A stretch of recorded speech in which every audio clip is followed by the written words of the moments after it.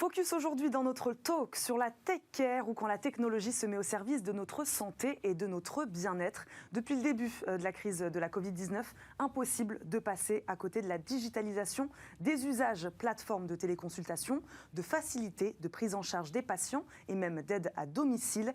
Quels sont aujourd'hui les enjeux du care et les grandes innovations au service de la santé?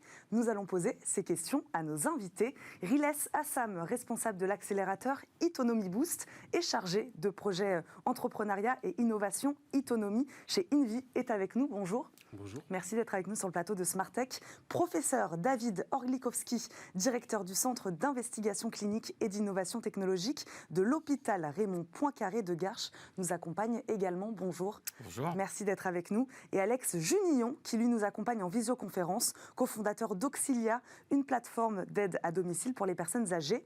Bonjour. Bonjour. Merci de nous accompagner pour ce débat. La France, c'est le deuxième écosystème le plus dynamique en Europe dans le domaine de la tech et de la santé. Comment expliquer ce succès ? Je pense qu'il y a une vraie appétence et une vraie envie du tissu, notamment industriels, en particulier des PME en France, qui ont toujours été très attirés et qui sont très inventifs pour, notamment dans le domaine de la santé et du soin. Nous, on voit ça dans notre structure, dans le CCIT, où on est approché par beaucoup de PME qui ont cette envie pour aller vers le soin. Il y a une appétence pour ces sujets de santé. Ouais, c'est en tout cas la pression que nous, on a du côté, on va dire, institutionnel et du côté des médecins. Enfin, on a en tout cas, on voit ça. On voit que c'est une vraie... ça bouillonne, qu'il y a un vrai besoin. Une des difficultés, c'est que souvent, ces structures sont souvent un peu isolées et ont beaucoup de mal à aller justement vers le public, vers le besoin qui est le patient. Et le fait qu'on développe des collaborations, notamment, c'est pour ça que on est là tous les deux, c'est de faire le lien et de décloisonner ces deux mondes, qui sont le monde institutionnel, hospitalier, et puis le monde, on va dire, industriel, PME, start-up, qui souvent est un petit peu loin des réalités du patient. La crise a permis ça, peut-être, Riles Assam, de mettre en connexion, de mettre en réseau les différents acteurs du secteur de la santé et de la tech. Oui, moi j'ai remarqué ces derniers mois, depuis le début de la crise Covid, qu'il y avait un intérêt de la population pour les sujets de santé. Et on a découvert l'intérêt aussi de nombreux porteurs de projets, de personnes qui avaient de nombreuses idées, qui n'étaient pas forcément prêtes à se lancer dans l'aventure de l'entrepreneuriat sur les sujets de la CareTech.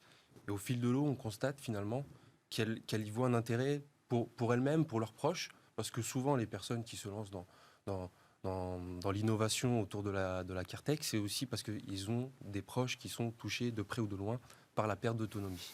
Donc la crise a mis en avant un phénomène que la société n'avait pas forcément vu de très près, et la crise Covid a mis en avant justement ces différentes difficultés. On l'a bien vu avec les EHPAD, les résidents d'EHPAD qui pour nombreux d'entre eux étaient encore confinés après la première date de déconfinement. Il y avait encore ce besoin de rattacher, d'avoir du lien social. Donc aujourd'hui, on voit qu'il y a une conscientisation générale et qui est boostée, propulsée, aussi impulsée, mise en avant par les différents porteurs d'idées et porteurs de projets. Et dans l'inconscient collectif, je pense qu'il y a une envie de traiter de ces sujets-là. Alex Junillon, cofondateur d'Auxilia, vous êtes d'accord avec ça ? C'est-à-dire qu'il y a un tissu de start-up sur ces domaines de la tech et de la santé qui était déjà là, mais peut-être que la crise a permis d'accélérer et de prendre conscience de l'importance de la tech et, dans le domaine de la santé. Oui, tout à fait. Déjà, merci de me recevoir. Je suis tout à fait d'accord avec ce qui est dit juste avant. Donc, juste pour préciser, Auxilia, c'est une plateforme en fait à la fois technique et à la fois humaine de service à la personne.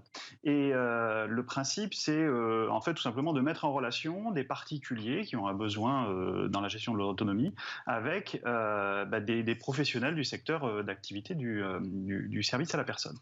Et en fait, ce qui a été dit avant est tout à fait juste. C'est En fait, on a deux soucis. Le premier, c'est celui de pouvoir, dans une situation telle que l'on connaît, mettre en lien en fait des particuliers avec tout simplement des professionnels, et surtout dans une situation qui est extrêmement compliquée parce que, comme il a été précisé juste avant, il y a une première problématique, c'est celle de la capacité de pouvoir accueillir des gens dans des conditions de sécurité sanitaire maximum et dans des bonnes conditions humaines, bien évidemment, tout en pouvant éviter de les mettre dans une situation compliquée dans un établissement ou dans un autre lieu qui pourrait être compliqué.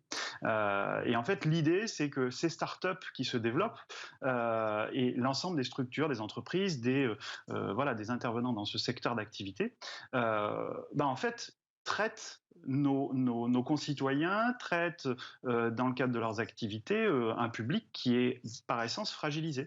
Et donc il faut à la fois faire extrêmement attention à la manière dont on va prendre en charge ces personnes et à la fois à la manière dont on va pouvoir subvenir à leurs besoins. Donc je crois que cette crise sanitaire a fait émerger ces situations-là. Et aussi une situation extrêmement importante, c'est que vous avez d'un côté le care, donc le soin médical à proprement parler. Je crois que vos invités pourront en parler de manière un peu plus précise. Et de l'autre côté, vous avez aussi toute une partie du public d'intervenants professionnels à domicile qui n'était pas du tout visible jusqu'alors et qui, par cette crise sanitaire, a eu l'opportunité de pouvoir être mise en visibilité. Je pense aux aides à domicile qui font un travail extraordinaire. Je pense à toutes les personnes dans les agences de service à la personne, toutes les équipes de service à la personne dans ce métier-là. Et le milieu des startups permet aussi d'arriver à réaliser des économies à la collectivité parce que tout simplement les économies d'échelle créées par la digitalisation, donc chez Auxilia, c'est ce que l'on permet. Et en même temps de ces économies auprès de particuliers, vous avez aussi la possibilité de rémunérer de manière plus importante les intervenants à domicile qui font ce travail formidable. Donc je crois que cette crise, elle a deux aspects et il me semble que c'est assez important de le souligner comme il a été fait jusqu'alors. Alexis Junillon, j'aimerais juste vous faire vous faire rebondir sur ce que vous disiez, sur ce lien social, ce lien entre patients, médecins, etc. La technologie renforce le lien social finalement, alors qu'on pourrait croire l'inverse. Mais en fait, alors il y a effectivement cet aspect-là. Je veux juste apporter une petite précision. Donc au sein de l'aide à domicile, donc chez Auxilia, mais chez les autres aussi, on ne va pas parler de patients à proprement parler, parce que nous n'intervenons pas sur le côté soins. On va parler de bénéficiaires de nos services. Donc ça, c'est vraiment aussi un aspect qui me paraissait important de préciser. Donc effectivement, ce lien, en fait, on se rend compte qu'il est absolument fondamental. C'est-à-dire qu'à partir du moment où vous prenez soin justement de personnes qui sont en dépendance, en situation de difficulté, qu'elles soient passagères ou qu'elles soient permanentes. On se rend compte que le glissement, et surtout dans ces périodes de fin d'année ou de début d'année, le glissement vers une dépendance plus importante s'accentue. Et en fait, ce lien social, le lien qui va être créé par les interventions qui sont effectuées à domicile de ces bénéficiaires et de notre entourage, de nos grands-parents, de nos parents, de nos proches qui peuvent être en situation de handicap, léger ou lourd, on se rend compte que ce lien social est extrêmement important et la technologie permet de pouvoir pallier à des situations où ce lien social n'est plus présent dans des situations de crise sanitaire comme on peut le voir aujourd'hui. Donc avec les solutions que l'on propose, tout simplement ce lien social peut être maîtrisé et permanent quand on garde ce lien de situation à domicile. Riles Assam, on ne fait pas de la tech dans le domaine de la santé comme dans n'importe quel autre domaine. Oui, tout à fait. Moi, je voudrais insister sur une chose, c'est que pour que l'innovation technologique soit à la hauteur des besoins rencontrés sur le terrain, il faut répondre aux usages, il faut passer par une forme d'innovation organisationnelle, réinventer les modèles d'intervention et impliquer tous les acteurs, à la fois les aidants professionnels, les aidants familiaux, les bénéficiaires eux-mêmes. On en discutait tout à l'heure hors antenne. C'est beaucoup d'acteurs à prendre en compte. Voilà, tout à fait. C'est avoir cette co-construction, cette pluridisciplinarité qui va faire qu'on va tester ensemble ces technologies, les expérimenter et faire en sorte de les favoriser pour qu'elles puissent émerger sur le marché de la CareTech et puis ensuite permettre justement un déploiement sur les différents territoires et qu'elles correspondent vraiment aux besoins des territoires.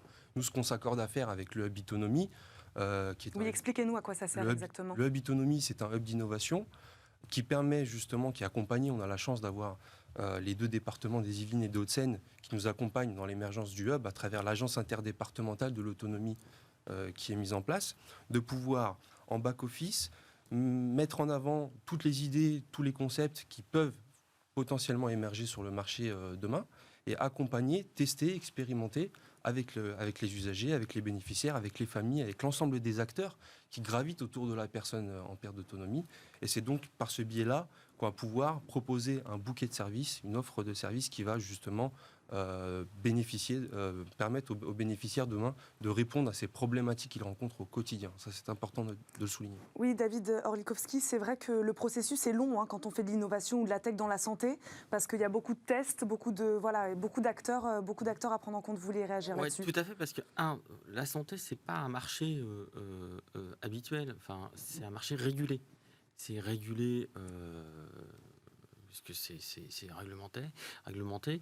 Et surtout, il y a plusieurs mots-clés qui ont été dits juste à l'instant. C'est le fait que le besoin, et en particulier d'identifier le besoin qui n'est pas couvert, c'est quelque chose d'extrêmement important et ça demande une expertise et un lien du coup avec les usagers, mais aussi les cliniciens. Et puis, deuxièmement, un point important, c'est que c'est l'usage et l'usabilité qui sont extrêmement importants. Si vous avez une innovation qui n'est pas utilisable ou qui ne sert à rien, c'est même pas la peine. Et donc, derrière, il faut, dès les phases de conception, anticiper ces aspects-là et anticiper aussi l'accès au marché, et anticiper la régulation. Il y a beaucoup, notamment, de réglementations européennes et sur des innovations qui sont des dispositifs médicaux. Il y a le marquage CE. Et souvent, des entreprises se retrouvent coincées devant le marquage CE qui ne sont pas anticipés, par exemple, derrière. Donc, tous ces aspects-là, ça demande une vraie communication, ça demande une articulation avec des structures où on va évaluer l'usage, l'usabilité, etc. et de tenir en compte tous ces aspects un peu difficiles, réglementaires, etc., mais aussi qui sont difficiles du point de vue financier, parce que ça coûte énormément d'argent. Alexis Junignon, vous êtes d'accord avec ça ? Il y a tout un processus qui est long, compliqué, mais c'est normal parce que ça relève de la santé. Alors justement, je ne pourrais pas aborder cette partie en lien direct avec la santé, mais pour tout ce qui concerne l'aide à domicile, je rejoins tout à fait ce que vous disiez juste avant avec M. Assam, aussi sur la question du nombre d'interlocuteurs qu'il faut arriver à mettre en lien et à connecter. On parlait juste avant de cette notion de lien social important vis-à-vis des bénéficiaires, mais il est tout à fait aussi important de mettre un lien qui cette fois-ci n'est plus social mais tout à fait opérationnel entre les opérateurs de services à la personne que nous sommes. Donc chez Auxilia, c'est le principe, c'est de se dire d'intervenir au domicile des particuliers dans les meilleures conditions. Mais aussi, vous avez les conseils départementaux. Donc on a aussi une logique départementale et territoriale. Donc les conseils départementaux avec des assistantes sociales qui gèrent justement la dépendance dans les départements. Vous avez aussi le personnel médical, parce que bien souvent, quand vous avez une aide à domicile pour un public fragilisé, vous avez tout simplement plusieurs corps de métier. Le corps de métier de la santé, des infirmières à domicile qui font aussi un travail formidable, surtout pendant cette période. Vous avez des médecins qui se déplacent ou qui sont en visio grâce aussi aux technologies de la tech care. Et vous avez les aides à domicile qui se déplacent au domicile pour arriver à... J'appelle ça l'ingénierie du dernier kilomètre, comme on peut en parler dans des industries ou dans des choses dans des secteurs de ce type-là. Et en fait, d'arriver à mettre en musique justement tous ces interlocuteurs dans le cadre d'une intervention à domicile, ça demande de la communication. Et je crois que la technologie permet de mettre en place ces éléments de communication pour faire en sorte que l'aide à domicile soit rendue de la meilleure manière, sans pour autant oublier le fait que la technologie ne remplacera jamais, et ça je crois que vos invités pourront peut-être le partager, mais la technologie ne remplacera jamais la question de la valeur ajoutée humaine qui doit être mise au centre justement des pratiques de chacun des opérateurs. Une start-up peut être formidable, elle peut lever des millions d'euros, elle peut générer des millions de chiffres d'affaires, sauf qu'on ne pourra pas remplacer le fait qu'à un moment donné, il faut des êtres humains qui s'occupent de particuliers à domicile, qui s'occupent de patients dans des établissements, secteur que je connais un petit peu moins, mais qui doivent être justement présents pour d'autres êtres humains et avec le maximum de qualité possible. Et ça, je crois que c'est un élément extrêmement important dans le cadre de la tech care, de l'aide à domicile et de ce qu'on propose avec Auxilia. Riles Assam, vous vouliez réagir ? Oui, je partage totalement ce qui vient d'être dit. Je voudrais aussi ajouter qu'au-delà de tout le travail qui est mené aujourd'hui pour justement mettre sur le marché des technologies qui répondent aux besoins des bénéficiaires, c'est aussi au service des professionnels. Puisqu'on parle des aidants professionnels, les auxiliaires de vie. Aujourd'hui, c'est un métier qui est très pénible, il y a une vraie sinistralité. C'est pour elles aussi que cette technologie est utile. Bien sûr, c'est pas seulement pour les bénéficiaires, pour les personnes fragiles, c'est aussi pour celles qui accompagnent ces populations-là. Donc il faut aussi avoir cette démarche collective de rassemblement et de faire en sorte qu'on puisse tous ensemble réfléchir aux innovations de demain. Et ça passe aussi, je pense, par à la fois, donc, comme je disais, de l'innovation organisationnelle, des nouveaux modèles, mais aussi, je pense, par une participation massive. Je pense qu'en tant que citoyens, on a tous une possibilité d'agir au quotidien. Et donc, on a besoin aussi d'avoir cette force, ce soutien de la part des personnes pour nous soutenir dans l'action. Et on le voit au quotidien. On a la chance d'avoir aujourd'hui, par exemple, des étudiants qui nous accompagnent sur ces sujets, qui n'étaient pas forcément intéressés au préalable, mais qui constatent que la technologie sur ce secteur, sur la CARTech, finalement, pour eux, génère un réel intérêt et une réelle envie d'en découvrir, d'en savoir davantage. Donner du sens aussi. Donner du sens à l'action sur le terrain. Et je pense qu'aujourd'hui, on essaye, en tout cas, par notre action au sein du Habitonomie, d'y contribuer. Alexis Junillon parlait des territoires. Vous aussi, c'est ce que vous faites. Vous allez dans les territoires tester des choses, dans les EHPAD notamment, des innovations, des nouvelles technologies. Oui, on a lancé il y a quelques mois de cela un projet qui s'appelle InnoSMS, et qui permet justement, avec différents EHPAD, avec des résidences autonomie, des structures d'aide à domicile, d'aller tester des solutions d'innovation technologique qui répondent notamment à un fort objectif de lien social, de la télémédecine également, de favoriser la téléconsultation, d'intégrer toutes ces innovations dans ces établissements, de les tester sur une durée définie et de voir ce que ça peut donner avec les bénéficiaires, avec les professionnels. Et en fonction de cela, d'envisager un déploiement massif sur les territoires, parce qu'il y a bien évidemment des territoires avec de grandes disparités, qu'on soit en zone rurale, en zone urbaine par exemple, on ne rencontre pas les mêmes difficultés. Il faut être en capacité de pouvoir répondre à ces différentes typologies de population. La tech va pouvoir combler ces inégalités selon vous ? Elle va y contribuer fortement. Combler totalement, je ne sais pas. Je pense pas être en capacité de pouvoir vous dire, mais en tout cas, elle va essayer de freiner, de prévenir la perte d'autonomie. Aujourd'hui, on doit être dans l'anticipation et dans la prévention. Ça, c'est un élément important. Autre domaine que l'aide aux personnes âgées, il y a aussi le handicap. Vous qui vous intéresse particulièrement, professeur David Orlikowski, où en est-on des innovations technologiques sur ce sujet ? Où en est-on ? C'est impossible de répondre. Il y a des innovations dans tous les sens, des innovations technologiques dans le domaine de la mobilité, de la communication. On pourrait dire qu'il y a des milliers d'innovations. Je reviens sur la question du besoin. C'est quel besoin vous voulez couvrir ? Ça part toujours de là. Ça doit partir de là. Il faut que ça réponde aux besoins d'un patient. Je vais citer l'exemple dont on discutait, c'est que on suit des patients avec des maladies neurologiques qui sont en fauteuil roulant. Et étonnamment, un jour, j'ai posé la question à un patient en fauteuil roulant, est-ce que tu serais d'accord pour remarcher si je t'enlève ton fauteuil ? Il m'a dit non. Parce qu'en fait, pour certains patients, ce qui compte, c'est pas de remarcher, mais c'est de pouvoir se laver les dents, de pouvoir se brosser les cheveux, des choses comme ça. Donc, il faut faire attention aux besoins. C'est un exemple parmi d'autres, sur un patient qui n'est pas représentatif de tous les patients. Mais il faut vraiment faire attention à ça. Et on n'a pas d'innovation. Il ne faut pas rêver qu'innovation et ensuite l'appliquer aux patients. Il faut que ce soit l'inverse. C'est un chemin beaucoup plus compliqué. Comment l'État intervient, excusez-moi de vous couper, comment l'État intervient sur ces questions-là ? C'est par des subventions ? C'est par une aide aux start-up elles-mêmes qui innovent ? Il y a plusieurs dispositifs de financement. Vous avez des financements pour la recherche clinique, pour la recherche préclinique, avec des structures de valorisation dans les universités, via l'INSERM, les grands organismes de recherche, des subventions pour la recherche clinique avec des appels d'offres, et puis des subventions au niveau de la BPI, par exemple, pour les entreprises. Et puis des programmes plus généraux comme les ANR, etc., qui vont financer des projets collaboratifs entre des structures de recherche et des entreprises à ce moment-là. Donc il y a tout un dispositif. Mais là aussi, la difficulté, c'est que ces dispositifs sont cloisonnés entre eux et qu'il y a souvent une mauvaise visibilité, des difficultés de visibilité pour pouvoir répondre à ces appels d'offres. Quel que soit notre monde, le monde hospitalier va répondre sur des projets de recherche clinique, le monde industriel va rester sur des projets industriels, et souvent ça ne communique pas au bon moment. Alexis Junillon, vous vouliez réagir ? Oui, tout à fait. Je rejoins ce qui vient d'être dit, c'est-à-dire que les innovations, vous avez beaucoup de types d'innovations.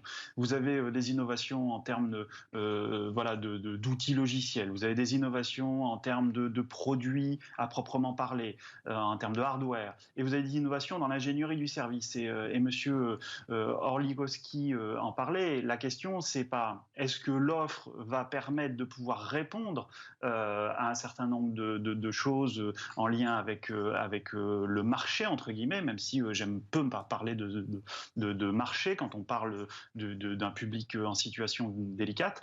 Mais c'est surtout, est-ce qu'on arrive bien à partir du besoin, comme il était précisé juste avant? Et je crois qu'il y a un élément qu'on n'a pas abordé. Alexis Junion, excusez-moi de vous couper, c'est propre à la santé, ça, de partir du besoin. On ne fonctionne pas pareil peut-être dans les autres formes de tech.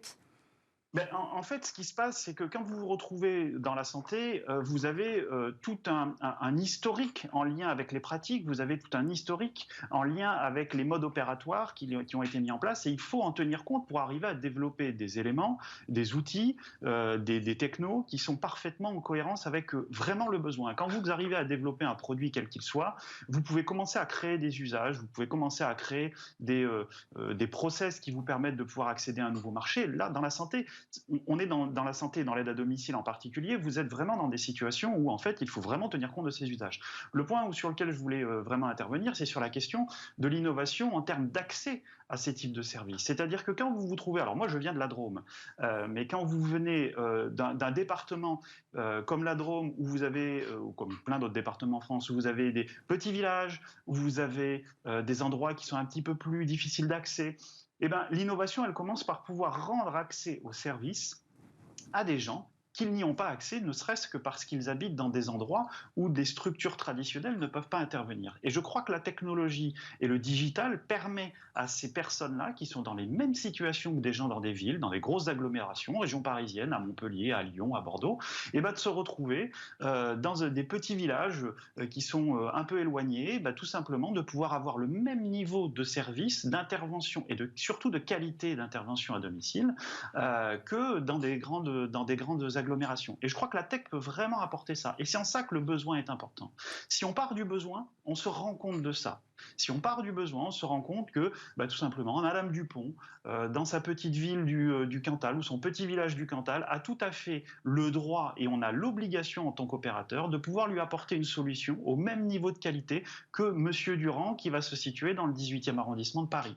Et ça, je crois que la digitalisation, elle apporte cette solution-là, mais parce qu'elle part du besoin. Et le besoin n'est pas de dire « je veux faire de la qualité dans le service à la personne », mais je veux rendre accessible le service à la personne à toutes les personnes qui se situent sur le territoire. Et je pense que voilà, l'innovation dans la tech care permet d'arriver à la réponse à ces besoins-là. Eh ben, merci beaucoup. On va s'arrêter sur ces mots. Merci à tous les trois d'avoir débattu aujourd'hui avec nous dans Smart Tech. Riles Hassam, 20 secondes si vous voulez 20 réagir. 20 secondes, j'en profite parce que j'ai ramené le petit catalogue Itonomy Boost. J'en profite. Sur la promotion 2020 des startups de la tech et de la santé. Tout à fait. N'hésitez pas à aller sur notre site internet pour découvrir les programmes d'accompagnement pour les startups et pas seulement d'ailleurs. Donc si vous êtes intéressé, n'hésitez pas. On peut toujours discuter des projets et voir si on peut vous accompagner. Parce qu'il faut les accompagner, ces startups. Il faut les accompagner, il faut les accélérer, leur ouvrir les portes, et donc on est là pour les accompagner. Et j'en profite aussi pour dire que chaque année, on organise un salon sur l'autonomie qui a lieu, la prochaine édition aura lieu le 5 et 6 octobre prochain. Donc n'hésitez pas si vous êtes intéressés pour nous solliciter.